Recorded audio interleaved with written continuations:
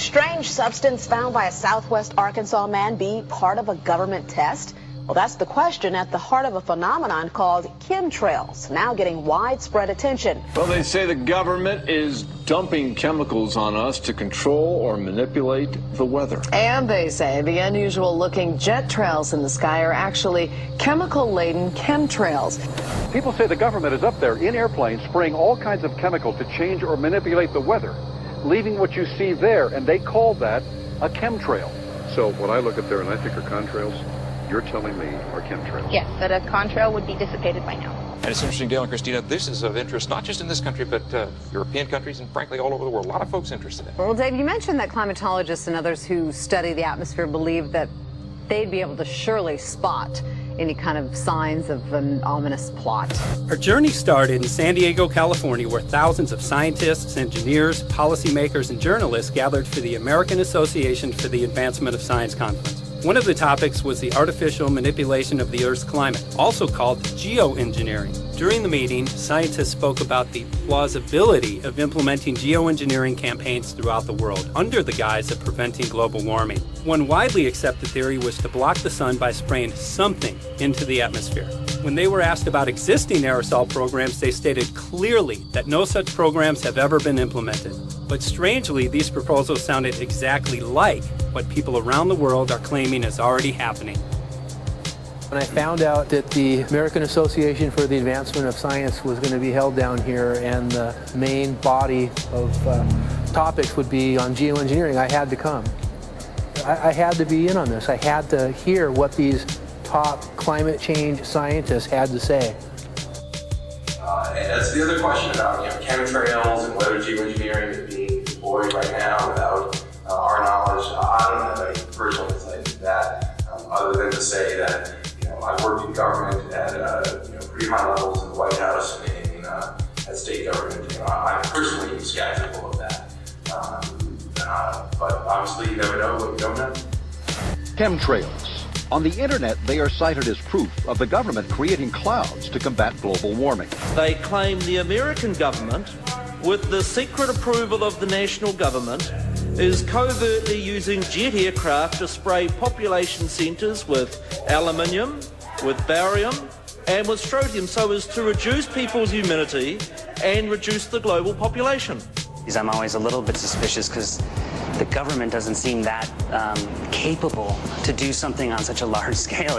That is not rain, that is not snow. Believe it or not, military aircraft flying through the region is dropping chaff. Small bits of aluminum, sometimes it's made of plastic or even talicized paper products, but it's used as an anti-radar issue, and obviously they're up there practicing. Now, they won't confirm that, but I was in the Marine Corps for many years, and I'll tell you right now, that's what it is. So what happens here, military jets, some come out of Key West Air Force Base, and they move off into the atmosphere, and they drop mylar strips. Some could be a little wider, some are small glass fibers that are coated in aluminum. And what the Air Force does is they take their military jets and they dump these out of the aircraft, they fall into the atmosphere, and some take as much to a day to fall down. This is inevitably military or something going on. The government, the Air Force, you see this kind of a pattern like this, you can rest assured there's something going on. They're actually little bitty magnetic and little bitty strips of, whether it's aluminum. Well, it's a nuisance to you and I to determine what's real and what's not, but it looks like it is a life-saving operation there for the military. The apparent motive behind this conspiracy theory is one world government. Order, I cannot hear. Mr. Speaker, I want to assure the House that both my ministry and my colleague, the Minister of Health, who have received correspondence on this issue, that this conspiracy theory does not have an iota of truth, and that the trails observed from aircraft simply come from jet engines. Question number 9. Order. And I think what an appalling example it is of the new Foreign Affairs spokesperson for the Labour Party that she's spreading conspiracy theories about the United States government. I think the House has heard sufficient. It is called geoengineering, fighting global warming by putting a chemical dust in the atmosphere and reflecting harmful radiation back into space. We take geoengineering to mean deliberate, large-scale intervention in the Earth system. There are a variety of schemes that have been discussed for geoengineering. A classic example is injecting reflecting particles into Earth orbit. Nevertheless, there might be some good reasons to think about alumina. It turns out, first of all, there's been a lot of work on the environmental consequences of alumina in the stratosphere. The big deal really is that alumina has 4 times the volumetric rate of forcing for small particles as does sulfur. And that means you have 4 times less surface area for the same rate of forcing. And this is a much bigger deal. You'd have roughly 16 times less the coagulation rate, and that's the thing that really drives removal. So you could get away, we think, with much smaller mass fluxes. So that's why we see things like in the use aircraft patent from '89, they talk about aluminum. And that's why we're seeing in the surface water samples aluminum. And here's David Keith saying that aluminum has 4 times the reflective volume surface area. So they'd like us to think that we're talking about sulfur, but here they slipped up and let it out that aluminum is 4 times better to achieving their ends, and it sounds like it's going to be one they don't want us to know the effects of.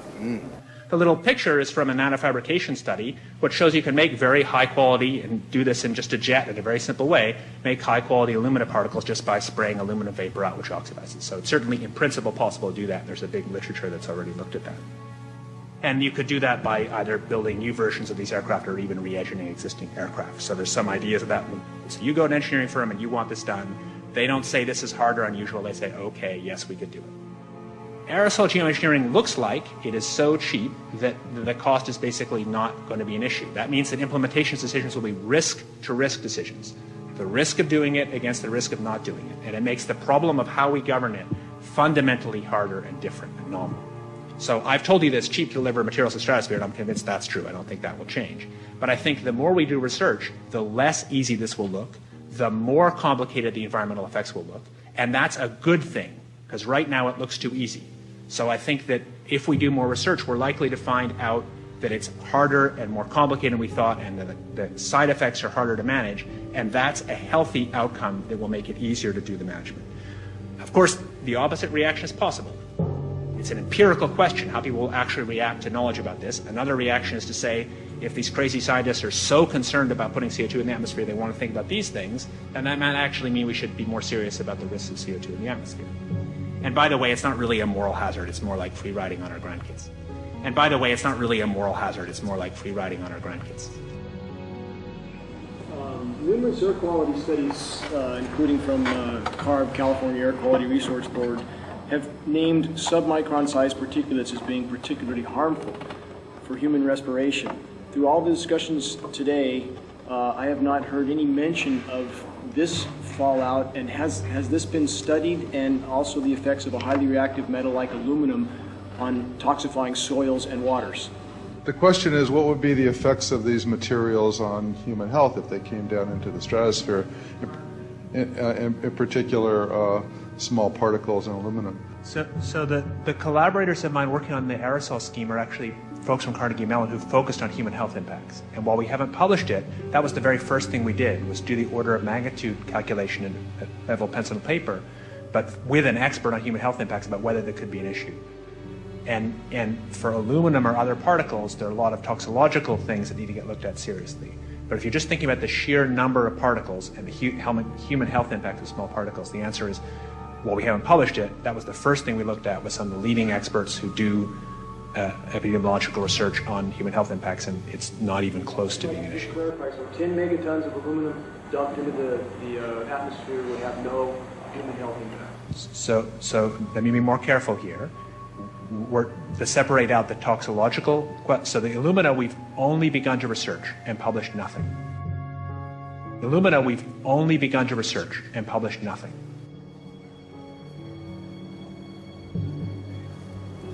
Dane looked at him and he said, so you're telling me that spraying 10 to 20 megatons of aluminum, as you said, would have no human health effects?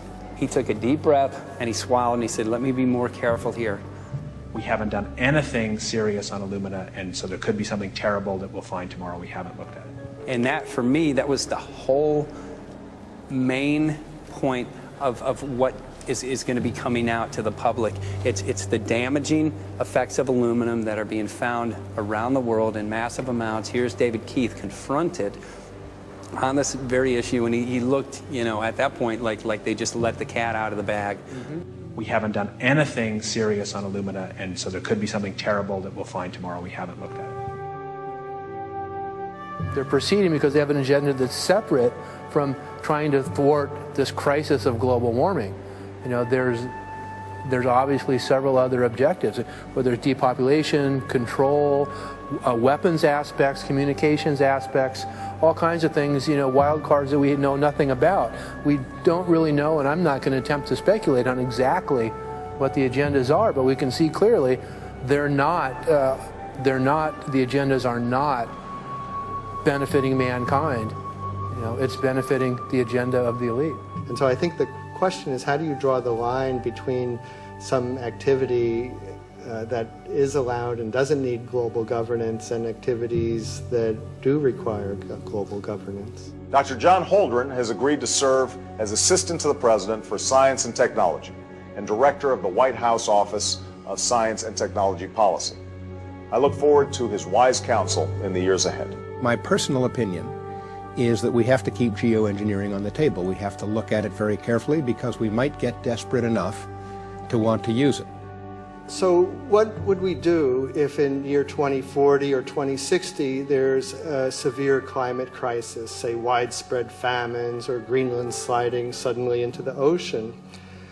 That the only plausible way in which we could start the Earth cooling this century is to directly intervene in the climate system, say by putting particles in the stratosphere. We do stuff in the stratosphere all the time, of course, and so it's not as though the stratosphere is absolutely pristine.